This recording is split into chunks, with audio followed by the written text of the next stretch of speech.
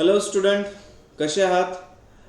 आज या यूट्यूबच्या सिरीजमधला आपल्याला 5वा प्रॉब्लेम सॉल्व्ह करायचा आहे.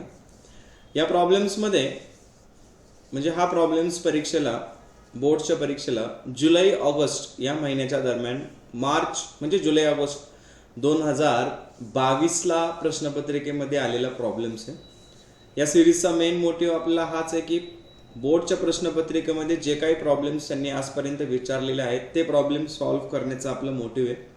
सो या सिरीजमधला हा 5वा प्रॉब्लेम आहे. हा क्वेश्चन पेपर आला होता जुलै ऑगस्ट 2022ला. त्याच्यामधला हा फायनल अकाउंटचा प्रॉब्लेम्स आहे. गेले 4 जे प्रॉब्लेम सोडवले त्या 4 प्रॉब्लेम्समध्ये पहिले जे 3 प्रॉब्लेम्स होते त्या 3 प्रॉब्लेमच्या ॲडजस्टमेंट जवळपास सिमिलर होत्या. चौथा जो प्रॉब्लेम सोडवला त्या प्रॉब्लेम्समध्ये करंट अकाउंट होतं, म्हणजे पार्टनर्सचं कॅपिटल अकाउंट पण होतं आणि पार्टनर्सचं करंट अकाउंट पण होतं. आजचा जो प्रॉब्लेम्स आहे त्या प्रॉब्लेम्समध्ये एक नवीन ॲडजस्टमेंट आली, ती म्हणजे 4 नंबरची ॲडजस्टमेंट. ठीक आहे. बाकी पहिल्या 3 ज्या ॲडजस्टमेंट आहेत त्या आपल्यासाठी जुन्याच आहे, त्या ऑलरेडी आपण सॉल्व्ह केलेल्या आहेत. तर पहिला आपण एक नजर ॲडजस्टमेंटवरती टाकून घेऊ. इथं खाली लिहिलं आहे जुलै ऑगस्ट 2022. या टायमिंगला प्रश्नपत्रिकाने HSCला बोर्डच्या प्रश्नपत्रिकेमध्ये विचारले गेलेला प्रॉब्लेम आहे हा. Stock on hand on 31st March 2019 was cost price ₹40,000 and market price ₹35,000. 2 closing stock दिलेत त्यांनी 40,000 अँड 35,000. सो आपल्याला माहिती आहे की क्लोजिंग स्टॉकच्या ज्यावेळेस 2 अमाऊंट दिलेले असतात तर त्यातली जी छोटी अमाऊंट असते ती क्लोजिंग स्टॉकसाठी ॲप्लिकेबल असते. So 35,000 is our closing stock.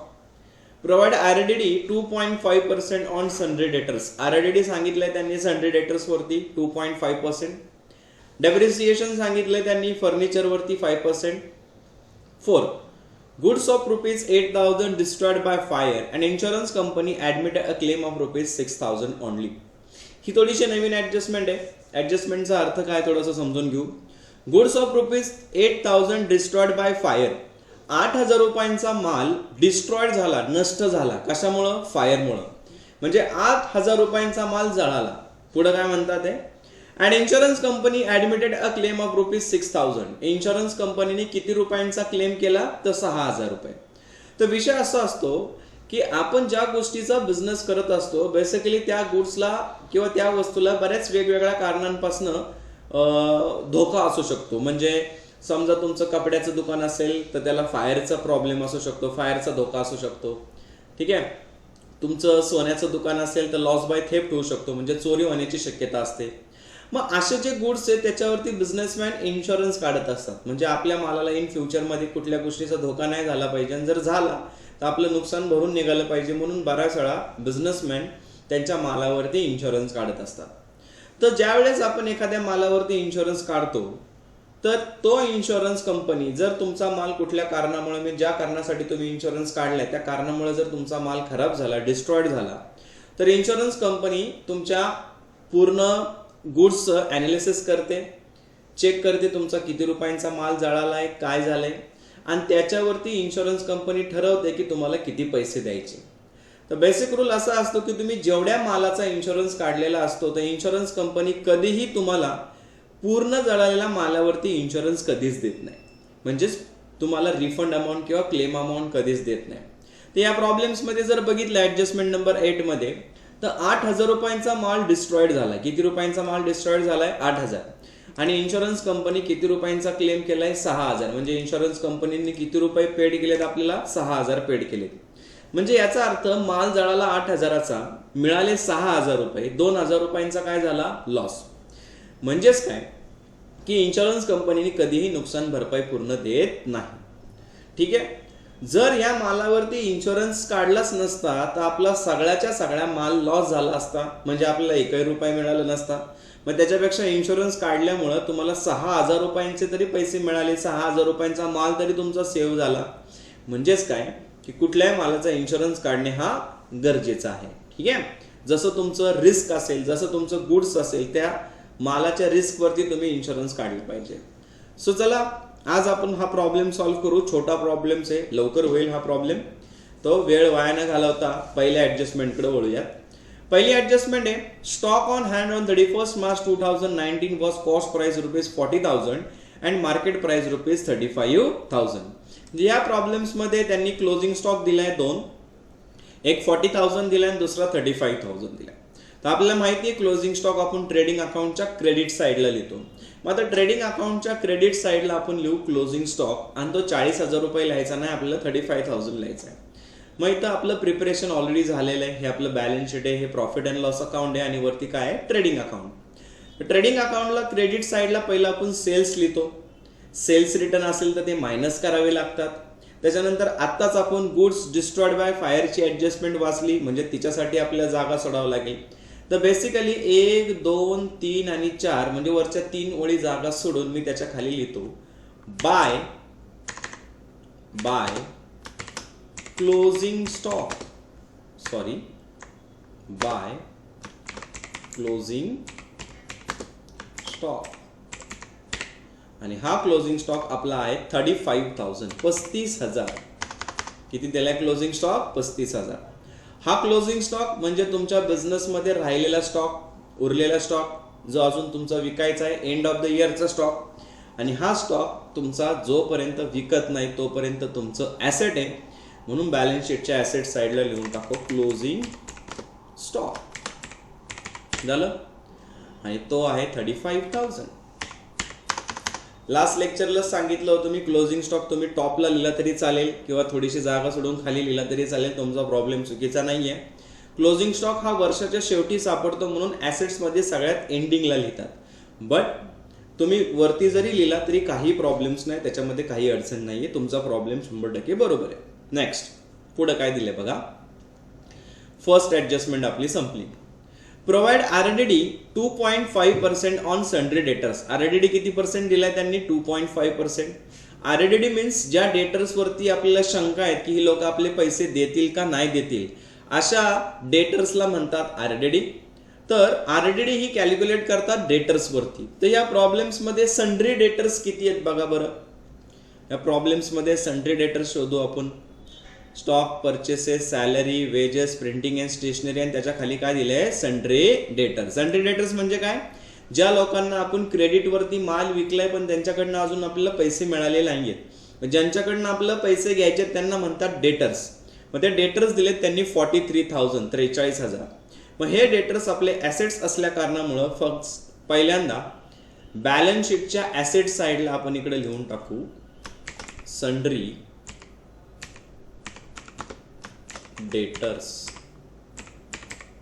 Sundry debtors, ठीक आहे. आणि हे सन्ड्री डेटर्स त्यांनी दिले 43,000. किती दिलेत? 43,000. हे बघा 43,000 रुपये काय दिलेत? डेटर्स. या डेटर्स मधनं आपल्याला काय मायनस करायचं आहे? RDD. तो किती पर्सेंट आहे? 2.5%. मग आता आपण इथं लेस करू डेटर्स मधनं. लेस काय लिहिणार? लेस RDD at the rate 2.5%. RDD किती पर्सेंट काढायचा आहे? 2.5%. आता 2.5% काढणं खूप इझी आहे. सिंपल रूल सांगतो मी तुम्हाला. मला एक सांगा, मी थोडंसं इथं खाली काढतो. 43,000च्या ॲट द रेट जर 10% मी कॅल्क्युलेट केलं तर 1 0 कमी म्हणजे 4,000 किती आले? 300. हे आपलं किती टक्क्याचं उत्तर आलं? 10%चं आन्सर आलं. आता मला सांगा, याचं जर मी हाफ केलं, 4300चं जर मी हाफ केलं तर 2150 येईल. म्हणजे हे माझं किती पर्सेंटचं उत्तर आलं? 5% उत्तर आलं. आता मी जर 2150चं जर हाफ केलं तर माझं उत्तर 5.5% निम्म म्हणजे 2.5% येईल. मग 2000चे निम्मे किती येईल? 1000. 150च्या निम्मे किती येतील? 75. म्हणजे 2.5%चं आन्सर माझं किती आलं? 1075. माझं 2.5%चं उत्तर किती आलं? 1075. म्हणजे 10%चं उत्तर काढलं, त्याचा हाफ केलं तर माझं 5% येईल. त्याचं हाफ केलं तर माझं किती पर्सेंटचं येईल? 2.5. ठीक आहे. आणि हे उत्तर बरोबर आहे की नाही ते कॅल्क्युलेटर वरती एकदा चेक करून दाखवतो. 43,000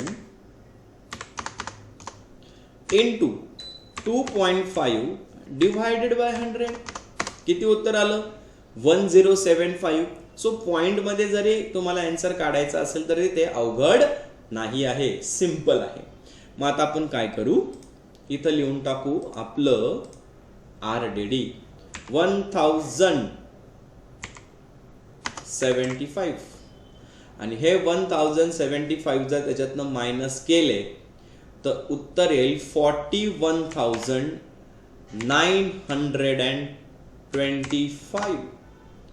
आन्सर किती आलं? 41,925. मग आता हे RDD आपला लॉस आहे. आपल्या ह्याच्याबद्दल शंका आहे की लोक आपले पैसे देतील का नाही. मग हा RDD लिहायचा असतो आपल्याला प्रॉफिट अँड लॉस अकाउंटच्या डेबिटला. मग आता प्रॉफिट अँड लॉस अकाउंटच्या डेबिटला लिहिण्याच्या अगोदर पहिले बॅड डेब्ट्स आहेत का बघून घेऊ. त्या बॅड डेब्ट्स मध्ये लिहून टाकू.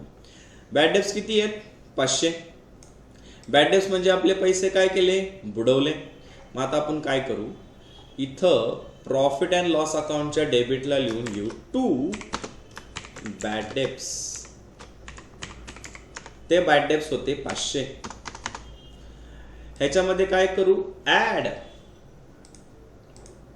याच्यामध्ये काय करू? ऍड RDD आणि हा RDD आहे न्यू RDD काय करायचा? ऍड. तो न्यू RDD आलाय 1075. तो RDD किती आलाय? 1075. मग हा बॅड डेब्ट्स आणि RDD आपण ऍड करून पलीकडे लिहू. जे आलं 1575. टोटल किती आली? 1575. ठीक आहे. नेक्स्ट. कळाली सगळ्यांना ऍडजस्टमेंट? ओके. RDD ला आपण थोडस फेड करू, बोलू नको. पहिली ऍडजस्टमेंट झाली, दुसरी ऍडजस्टमेंट झाली. आता आपली तिसरी ऍडजस्टमेंट सॉल्व्ह करायची. तिसरी ऍडजस्टमेंट काय? Depreciation furniture by 5%. फर्निचर वरती डेप्रिसिएशन किती टक्के सांगितलंय? 5. लय सिंपल आहे. मग पहिलं फर्निचर शोधू. ते बघा संडे डेटर्सच्या खाली फर्निचर आहे. फर्निचरची किंमत आहे 20,200. मग हे फर्निचर पहिलं बॅलन्स शीटच्या ऍसेट साइडला लिहून काढू की आता फर्निचर हे आपलं ऍसेट आहे. फर्निचर 20,200. फर्निचर किती आहे? 20,200. त्याच्यातनं काय करायचं आपल्याला? लेस. आपण लेस थोडस डार्क करू. लेस काय करणार? डेप्रिसिएशन. लेस काय करायचं?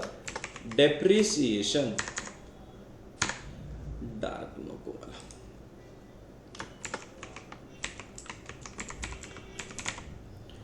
Depreciation at the rate 5%. Depreciation किती टक्के काढायचंय मला? 5%. एकदम सिंपल आहे, अजिबात टेन्शन नाही घ्यायचं. 20,200च्या जर 10% काढायचं असेल तर एक शून्य कमी. मग 10%चं उत्तर आलं माझं 2020. मग आता 5%चं उत्तर काढायचं असेल तर मला 2020चं अर्ध करावं लागेल. मग त्याचं उत्तर आलं 1010. उत्तर किती आलं? 1010. मग ह्या 1010 डेप्रिसिएशन त्याच्यातनं मायनस करून आन्सर आलं 19,190. आन्सर किती आलं? 19,190. आणि हे डेप्रिसिएशन तुमचं लॉस आहे, तुमचा एक्सपेन्सेस आहे. म्हणून प्रॉफिट अँड लॉस अकाउंटच्या डेबिटला 2 डेप्रिसिएशन ऑन फर्निचर.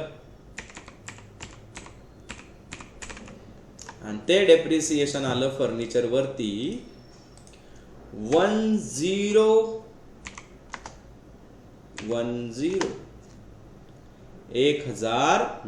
ठीक आहे. इथं आपण 1010 डेप्रिसिएशन काय केलं? मायनस. 10%चं उत्तर किती आलं आपलं? 10%चं उत्तर आलं 2020. 5%चं उत्तर किती आलं आपलं? 2020च्या हाफ म्हणजे 1010. या प्रॉब्लेम्स मध्ये 1, 2, 3 ऍडजस्टमेंट दिल्या होत्या, त्या सगळ्या झाल्या. आता आपल्याला ऍडजस्टमेंट सोडवायची आहे चौथी. आता चौथी ऍडजस्टमेंट काय बघा, लक्ष द्या. Goods of ₹8,000 destroyed by fire. किती रुपयांचा माल जळून नष्ट झाला, डिस्ट्रॉयड झाला? तर 8,000 रुपयांचा. आता गुड्स अकाउंटचं रिलेशन असतं ट्रेडिंग अकाउंटशी, म्हणजेच ट्रेडिंग अकाउंटच्या क्रेडिट साईडला पहिले लिहिणार गुड्स डिस्ट्रॉयड बाय फायर. आता क्रेडिट साईडलाच का, तर मला सांगा, गुड्स डिस्ट्रॉयड झाला, जळाला म्हणजे बिझनेसमधनं गेला. बिझनेसमधनं गेला म्हणून तो ट्रेडिंग अकाउंटच्या कुठल्या साईडला लिहिला पाहिजे? क्रेडिटला. ट्रेडिंग अकाउंटचा रूल आहे, जर बिझनेसमध्ये माल येत असेल तर डेबिटला लिहायचं आणि जात असेल तर कुठे लिहिणार? क्रेडिटला. मग गुड्स डिस्ट्रॉयड झाला, जळाला म्हणजे बिझनेसमध्ये राहिला नाही, तो बिझनेसमधनं गेला, डिस्ट्रॉयड झाला जळाल्यामुळं. म्हणून सगळ्यात अगोदर गुड्स डिस्ट्रॉयड बाय फायर हा अकाउंट पहिला ट्रेडिंग अकाउंटच्या क्रेडिट साईडला लिहून टाकू. मग आता ट्रेडिंग अकाउंटच्या क्रेडिट साईडला आपण इथं सेलसाठी जागा सोडली, मग इथं लिहितो मी by goods destroy by fire. Goods काय झाला? डिस्ट्रॉयड झाला. कशामुळे डिस्ट्रॉयड झाला? फायरमुळं. मग किती रुपयांचा माल जळाला आपला? 8,000 रुपयांचा माल काय झाला? जळाला. ठीक आहे. म्हणून ट्रेडिंग अकाउंटच्या कुठल्या साईडला लिहून टाकलं मी? क्रेडिटला. म्हणून ट्रेडिंग अकाउंटच्या क्रेडिट साईडला लिहून घेतलं मी गुड्स डिस्ट्रॉयड बाय फायर. माझा माल 8,000 रुपयांचा गेला, जळाला. पुढे काय म्हणतात ते? Goods of ₹8,000 destroyed by fire and insurance company admitted a claim of ₹6,000. जर इन्शुरन्स कंपनीने जळालेल्या मालावरती आपल्याला 6,000 रुपयांची नुकसान भरपाई दिलेली आहे. लक्ष द्या, आपण ज्या मालावरती इन्शुरन्स काढतो तर इन्शुरन्स कंपनी आपल्याला माल रिटर्न नाही करत, तुमच्या मालाचं व्हॅल्युएशन करते आणि तेवढे पैसे तुम्हाला देते. मग आपला 8,000 रुपयांचा माल जळाला म्हणून इन्शुरन्स कंपनी त्याचे नुकसान भरपाई म्हणून आपल्याला 6,000 रुपये कॅश देतात किंवा 6,000 रुपयाचा चेक देतात. म्हणजेच काय, कॅश दिला किंवा ते पैसे चेकनी दिलं तर ते आपलं ॲसेट आहे. म्हणून इन्शुरन्स कंपनीने जेवढे पण 6,000 रुपये तुम्हाला क्लेम केलाय, जे 6,000 रुपयाची तुम्हाला नुकसान भरपाई दिलेली आहे, ते तुम्हाला बॅलन्स शीटच्या ॲसेट साईडला लिहायचं आहे. मग बॅलन्स शीटच्या ॲसेट साईडला इथं लिहून घेऊ इन्शुरन्स कंपनी क्लेम. किती रुपयांचा क्लेम केला इन्शुरन्स कंपनीने? 6,000. नुकसान भरपाईचा चेक किती दिला? कॅश किती दिली? 6,000 रुपये. ठीक आहे. नेक्स्ट. आता इथं काय झाले बघा, आता इथं बॅलन्सिंग होत नाहीये. खरं तुमचा माल जळाला 8,000 रुपयांचा, तुम्हाला नुकसान भरपाई मिळाली 6,000 रुपये. म्हणजे 8,000 रुपयांच्या मालावरती जर तुम्हाला 6,000 रुपये नुकसान भरपाई मिळाली असेल तर याचा अर्थ त्या आगीमुळं किंवा त्या डिस्ट्रॉय झाल्यामुळं तुमचा 2,000 रुपयांचा काय झालाय? लॉस. मग हा 2,000 रुपयांचा लॉस तुम्हाला प्रॉफिट अँड लॉस अकाउंटच्या डेबिटला लिहायचा आहे टू लॉस बाय फायर. तो लॉस बाय फायर कसा आला आपला? 8,000 रुपयांचा माल मायनस 6,000 रुपयांचा क्लेम आणि असे मिळून आउटरला आले 2,000. आउटरला किती हजार रुपये आले? 2. नुकसान भरपाई किती मिळाली? 6,000. माल किती जळाला? 8,000. म्हणून 2,000 रुपयांचा आपला काय झाला? लॉस. नेक्स्ट. तर balance sheets profit and loss अकाउंटच्या आपण कुठल्या साईडला लिहिलं? डेबिटला. आता बघा, लक्ष द्या, ट्रायल बॅलन्सच्या खाली जेवढ्या पण ऍडजस्टमेंट दिल्या होत्या त्या सगळ्या संपल्या. ऍडजस्टमेंट्समध्ये आता काही राहिलेलं नाही. आता जे अकाउंट तुमचे ट्रायल बॅलन्समध्ये पोस्टिंग करायचे राहिलेले आहेत ते एक अकाउंट आपल्याला जिथं त्यांची जागा आहे तिथं लिहायचं. मग आता पहिला अकाउंट कोणता आहे? स्टॉक. हा जो स्टॉक आहे ह्याला म्हणतात ओपनिंग स्टॉक आणि हा ओपनिंग स्टॉक ट्रेडिंग अकाउंटच्या डेबिटला लिहितात. म्हणून ट्रेडिंग अकाउंटच्या डेबिटला आपण लिहू ओपनिंग स्टॉक आणि त्याची किंमत किती आहे? 30,800. मग इथं ट्रेडिंग अकाउंटच्या डेबिटला टू ओपनिंग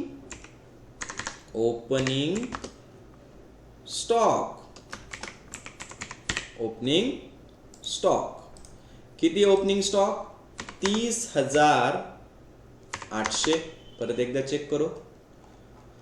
ओपनिंग स्टॉक किती हजार आहे? 30,800 झालं ओपनिंग स्टॉक. नेक्स्ट, ओपनिंग स्टॉकच्या खाली आहे परचेसेस. ओपनिंग स्टॉकच्या खाली काय आहे? परचेसेस. परचेस म्हणजे आपण माल खरेदी केला. हा सुद्धा परचेसेस आपल्याला ट्रेडिंग अकाउंटच्या डेबिटला लिहायचा आहे का? तर परचेस म्हणजे माल आला. आता परचेस जर दिला असेल तर क्रेडिटला रिटर्न्स आहेत का चेक करा. तर क्रेडिट साईडला आपल्याला रिटर्न्स दिसत नाही आहेत. मग हे परचेस उचला आणि ट्रेडिंग अकाउंटच्या डेबिटला लिहू. तर ते किती आहेत? 80,000. किती हजार आहेत? 80,000. मग हे परचेसेस ट्रेडिंग अकाउंटच्या डेबिटला टू परचेसेस आणि ते आहेत 80,000. 80,000. नेक्स्ट, परचेसेस नंतर काय दिले बघा बरं. परचेसेस नंतर दिलंय सॅलरी. परचेसेस नंतर काय दिलंय? सॅलरी. सॅलरी देतो आपण ऑफिसर्सला. सॅलरी हा प्रॉफिट अँड लॉस अकाउंटचा अकाउंट आहे. तर सॅलरी किती हजार आहे? 5. मग इथं प्रॉफिट अँड लॉस अकाउंटच्या डेबिटला टू सॅलरीज. किती हजार सॅलरी आहे? 5,000 रुपये सॅलरी आहे. झालं इथपर्यंत. नेक्स्ट, सॅलरी नंतर त्या प्रॉब्लेम्स मध्ये दिले आहेत वेजेस. वेजेस म्हणजे मजुरी. मजुरी देतो आपण वर्कर्सला आणि ती मजुरी आहे 7,500. मग ट्रेडिंग अकाउंटच्या डेबिटला टू वेजेस. तू काय लिहिणार? वेजेस 7,500. वेजेस किती आहेत? 7,500. परत एकदा चेक करू. वेजेस 7,000 किती 100 आहे? 5. त्याच्यानंतर आहे printing and stationery. Printing and स्टेशनरीची गरज कुठं लागते? ऑफिसमध्ये. म्हणून प्रॉफिट अँड लॉस अकाउंटला लिहू. प्रिंटिंग अँड स्टेशनरीची अमाऊंट किती आहे? 1,050. मग इथं प्रॉफिट अँड लॉस अकाउंटच्या डेबिटला सॅलरीच्या खाली टू प्रिंटिंग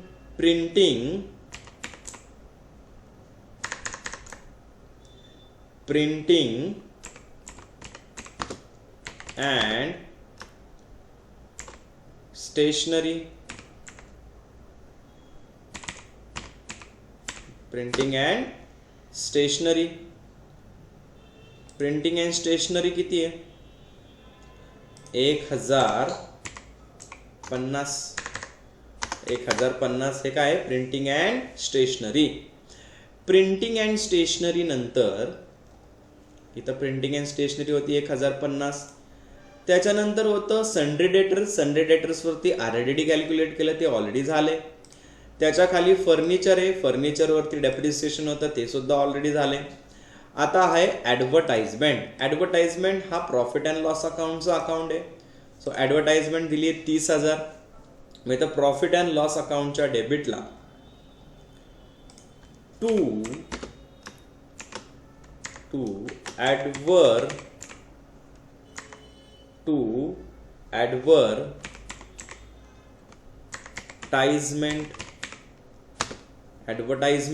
ॲडव्हर्टाइजमेंट किती दिली आहे त्यांनी?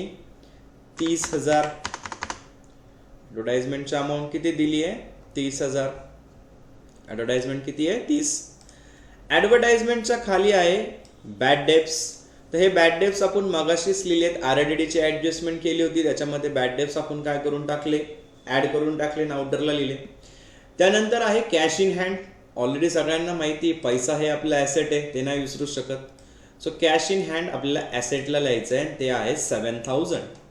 मग इथं ॲसेट्सला लिहितो मी cash in hand 7,000. 7,000. Cash in hand किती आहे? 7,000. 7,000. कॅश इन हँडच्या खाली आहे फिक्स डिपॉझिट. आपल्याकडे जास्त पैसे झाले तर आपण बँकेमध्ये FD करतो ॲज अ इन्व्हेस्टमेंट म्हणून. तर फिक्स डिपॉझिट आहे 15,000. फिक्स डिपॉझिट किती हजार आहे? 15. फिक्स डिपॉझिट करतो म्हणजे बँकेत पैसे ठेवतो. मग बँकेत ठेवलेले पैसे आपले ॲसेटच आहे. मग इथं कॅश इन हँडच्या खाली फिक्स डिपॉझिट्स आणि ते आहे 15,000. फिक्स्ड डिपॉझिट किती हजार आहे? 15,000. चलो, ट्रायल बॅलन्सची डेबिटची साईड संपली. आता कुठली साईड आहे? क्रेडिटची. आता क्रेडिटला प्रवीण आणि प्रशांतचं कॅपिटल बॅलन्स दिलंय 60,000 आणि 60,000. दोघांचं बॅलन्स सेम आहे. तर कॅपिटल बॅलन्स आपण लायबिलिटीला लिहितो. मग आता लायबिलिटीला आपण ऑलरेडी प्रिपरेशन करून ठेवली, प्रशांत कॅपिटल आणि प्रवीण कॅपिटलची. 60,000 दोघांचं कॅपिटल दिले. मग इथं लायबिलिटी साईडला मी इनरला लिहितो 60,000 आणि प्रशांतचं पण 60,000. का तर नेट प्रॉफिट नेट लॉस आलं तर आपल्याला ऍड नाही तर काय करायला? लेस. नेक्स्ट पुढे जाऊ. त्याच्यानंतर दिला आहे सन्ड्री क्रेडिटर्स. सन्ड्री क्रेडिटर्स किती दिलेत? 20,500. सन्ड्री क्रेडिटर्स ही आपली लायबिलिटी आहे. सन्ड्री क्रेडिटर्सला दुसऱ्या शब्दात म्हणतात सप्लायर. सप्लायर म्हणजे ज्या लोकांकडनं आपण माल खरेदी केलाय, बरोबर. म्हणजे फॉर एक्झाम्पल माझा फर्निचरचा बिझनेस असेल तर मी ज्या लोकांकडनं फर्निचर खरेदी करतो त्याला म्हणतात सप्लायर. आणि सप्लायरला आपल्याला पैसे द्यावे लागतात म्हणून ते आपले क्रेडिटर्स आहेत. ती इज आवर लायबिलिटी. मग सन्ड्री क्रेडिटर्स आहे 20,500. मग ती आपण लायबिलिटीला इथं एक ओळ जागा लिहून टाकू. SUNDRY sundry creditors. आणि ते सन्ड्री क्रेडिटर्स आहे 20,500.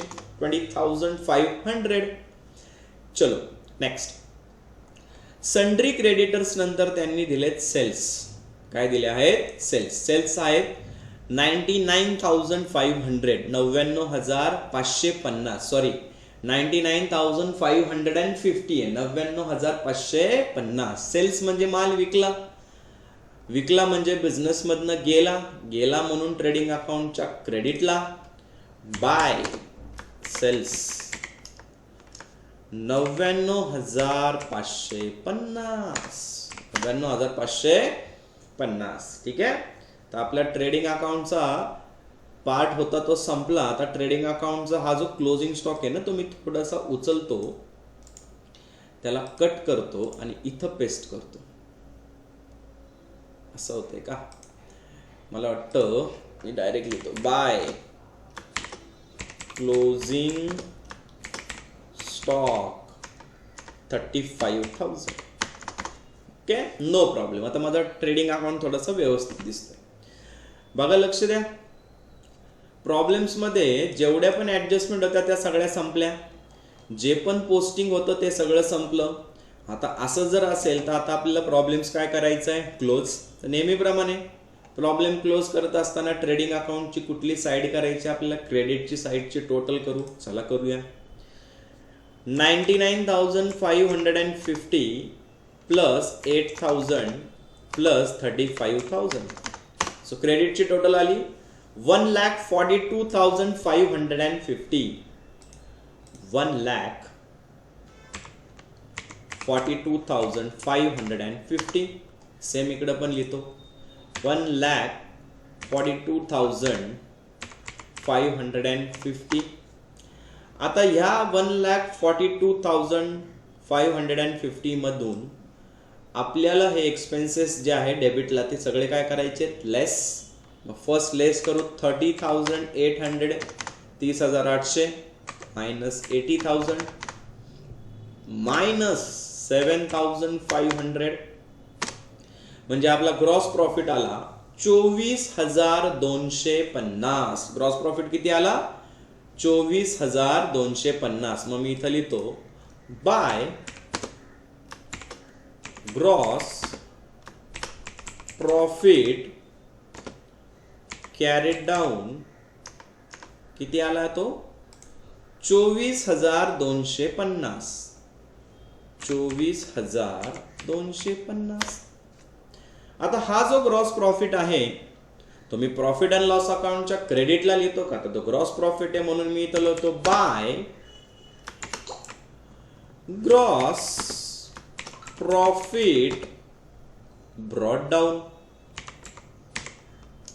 तो आहे 24,250. 24,250. हा माझा आला ग्रॉस प्रॉफिट. मग आता माझा ग्रॉस प्रॉफिट जर आला असेल तर आता मला नेक्स्ट स्टेप घ्यायची. मला profit and loss account close करायचं आहे. तर मी काय करतो? प्रॉफिट अँड लॉस अकाउंटचे 2-3 कॉलम्स कमी करतो म्हणजे आपल्याला व्यवस्थित दिसेल. Okay, next. आता प्रॉफिट अँड लॉस अकाउंटच्या डेबिटला भरपूर अकाउंट्स आहेत आणि क्रेडिटला फक्त 24,250 आहे. मग आता थोडंसं कंपॅरिझन जर केलं तर इथं ॲडव्हर्टाइजमेंट 30,000 आहे. ॲडव्हर्टाइजमेंटचाच खर्च आपण 30,000 रुपये केला आहे आणि आपलं ग्रॉस प्रॉफिट आलं आहे 24,250. म्हणजे आपले एक्सपेन्सेस जास्त झालेत बघा. आता ॲडव्हर्टाइजमेंटवरनंच लगेच समजून जात आहे की 30,000चा जर खर्च ॲडव्हर्टाइजमेंटचा असेल आणि ग्रॉस प्रॉफिट जर 24,250 येणार असेल तर गॅरंटेड ह्या प्रॉब्लेम्समध्ये तुम्हाला नेट लॉस आहे. मग आपण काय करू, पहिले प्रॉफिट अँड लॉस अकाउंटची डेबिटची टोटल करून घेऊ. मग आता डेबिटला जे पण अकाउंट्स आहेत ते पहिले टोटल करू. 1,575 प्लस 1010 प्लस, एक सेकंड मी नाही टोटल केली, परत एकदा करू.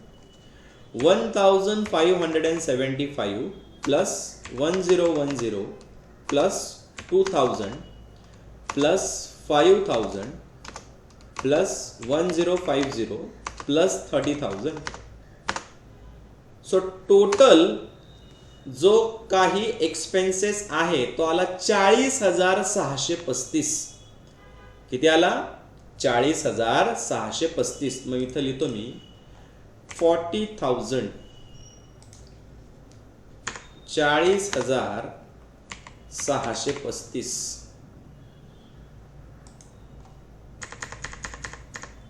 40,635 झालं इथपर्यंत. 40,635 एवढा बॅलन्स आला. मग तो मी इथं लिहितो 40,635. ठीक आहे, म्हणजे डेबिटची टोटल काय आली? जास्त. म्हणजे गॅरंटेड ह्या प्रॉब्लेम्समध्ये येणारे बाय नेट लॉस. गॅरंटेड काय येणार? Net loss. आता हा नेट लॉस एकट्याचा नाही आहे, दोघांचा आहे. म्हणून मी दोघांची नावं लिहितो. पहिल्या पार्टनरचं नाव आहे प्रवीण कॅपिटल आणि दुसऱ्याचं नाव आहे प्रशांत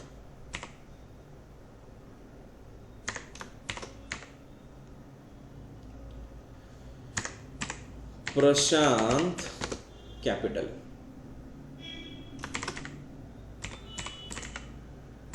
दुसऱ्याचं नाव काय आहे? प्रशांत कॅपिटल. ठीक आहे. मग आता किती नेट लॉस येतोय ते आपण बघू. मग आता टोटल एक्सपेन्सेस होते आपले 40,635. त्यातनं हे 24,250 रुपये काय करू? मायनस. म्हणजे टोटल लॉस आला 16,385. टोटल लॉस किती आला? 16,385 रुपये. हा आपला लॉस आला, नेट लॉस 16,385. आता हा जो लॉस आलाय तो लॉस जो आहे तो एकट्या पार्टनरचा नाहीये, म्हणजे एकट्या प्रवीणचा पण नाहीये आणि एकट्या प्रशांतचा पण नाहीये. तर प्रॉब्लेम्समध्ये जो काही प्रॉफिट जो काही लॉस येतो तर त्या पार्टनरच्या प्रॉफिट शेअरिंग्समध्ये डिव्हाइड करायचा असतो. तर बऱ्याच वेळा प्रॉब्लेम्समध्ये रेशो दिलेला असतो. तर या प्रॉब्लेम्समध्ये रेशो दिलाय का नाही बघू. From the following trial balance, Praveen and Prashant you are required to prepare trading account, profit and loss account for the year ended 31st March 2019 and the balance sheet as on that date. म्हणजे वरती हेडिंगला त्यांनी कुठेही सांगितलेलं नाहीये की त्या दोघांचा profit sharing ratio काय आहे. बाकी आपण अख्खा प्रॉब्लेम्स बघितलेला आहे, तिथं सुद्धा त्या दोघांचा प्रॉफिट शेअरिंग रेशो सांगितलेला नाहीये. मग जर एखाद्या प्रॉब्लेम्समध्ये पार्टनरचा प्रॉफिट शेअरिंग रेशो सांगितला नसेल तर त्यांचा प्रॉफिट किंवा लॉस त्या दोघांना इक्वली डिस्ट्रीब्यूट करायचा असतो. म्हणजेच काय, दोघांना समसमान वाटायचा असतो. मग असं जर करायचं असेल तर जो प्रॉफिट किंवा जो लॉस आलाय त्याला डिवायडेड बाय 2 करा. डिवायडेड बाय किती करा? 2. मग 16,385 भागिले किती करणार? 2. मग 16,385 डिवायडेड बाय 2 जर केलं तर एका पार्टनर्सला लॉस येतोय 8,192. मग इथं लिहितो 8,192 192.5 आणि ह्याला सुद्धा 8192.5. विषय कळाला. आता ज्या वेळेस पॉइंट मध्ये आन्सर येतं तर त्यावेळेस एक कुठल्या तरी पार्टनर्सला तुम्हाला थोडासा लॉस कमी जास्त करावा लागेल. मग आपण काय करू, खालचा जो पार्टनर आहे त्याचा ॲज इट इज ठेवू आणि वरच्या पार्टनरला 1 युनिट जास्त देऊ. तिथं 3 करू आणि खाली किती करू, 2. तर आता लॉस आला तर लॉसमुळे पार्टनर्सचं कॅपिटल बॅलन्स कमी होणार आहे. म्हणून पार्टनरच्या कॅपिटल बॅलन्समधनं आपल्याला हा जो लॉस आहे तो काय करावा लागणार, लेस. मग इथं मी लिहितो लेस, इथं मी काय लिहितो, लेस नेट लॉस. किती लॉस आला, 8193. इथं पण मी काय करणार, लेस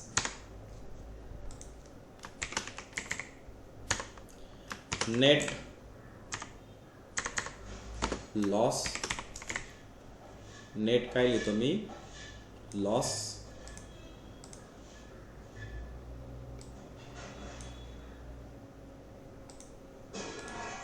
$8193. सॉरी, इथं 8192 आहे. आता हे मायनस आलंय, लॉस आलाय, म्हणून ह्याच्यातनं काय करणार, लेस. आता आपण काय करू, 60,000 मायनस 8193. आन्सर किती आलं, 51,807. मी इथं लिहितो 51,807. 51,807 आणि इकडं 1 रुपये जास्त येईल, 51,808. इथं किती येईल, 51,808 आणि 51,807. तर इथं प्रॉब्लेम्स मध्ये जो नेट प्रॉफिट नेट लॉस दिला होता, जो नेट लॉस दिला होता, ऍक्च्युली नेट प्रॉफिट नाही आला, नेट लॉसच आलेला आहे, आपल्याला कन्फर्म माहिती आहे. सो तो मायनस करून दोघांचाही कॅपिटल बॅलन्स काय झालाय, कमी झालाय. आता आपल्याला आपलं बॅलन्स शीट सेम आहे का नाही, टॅली आहे का नाही चेक करायचं. मग आपण चेक करू पटकन. मग आपण पहिले लायबिलिटीचे टोटल करू. 51,807 अधिक 51,808 अधिक 20,500. त्याची टोटल आली 1,24,115. 1,24,115. सेम आपल्याला ॲसेटची पण टोटल आली पाहिजे. पटकन ॲसेटची टोटल घेऊ. 35,000 प्लस, सॉरी 35,000 केलेच नाही, 35,000 plus 41,925 plus 19,120, 19,190, 6,000 plus 7,000 plus 15,000. So total are match 1,24,115. 1,24,115 म्हणजे आपला हा सुद्धा प्रॉब्लेम झालाय टॅली. सो आज आपल्या या सिरीजचा फायनल अकाउंटचा 5वा प्रॉब्लेम सॉल्व्ह झालाय आणि तोही परीक्षेमध्ये जुलै ऑगस्ट 2022 ला आला होता. ठीक आहे, तो प्रॉब्लेम झालाय आपला टॅली होऊन. सो नेक्स्ट लेक्चरला आपण अजून एक फायनल अकाउंटचा प्रॉब्लेम सोडवणार आहे आणि तो सुद्धा बोर्डच्या प्रश्नपत्रिकेमध्येच विचारला गेलेला असणार आहे. सो नेक्स्ट लेक्चरला भेटूया. तोपर्यंत take care, have a nice day, bye bye.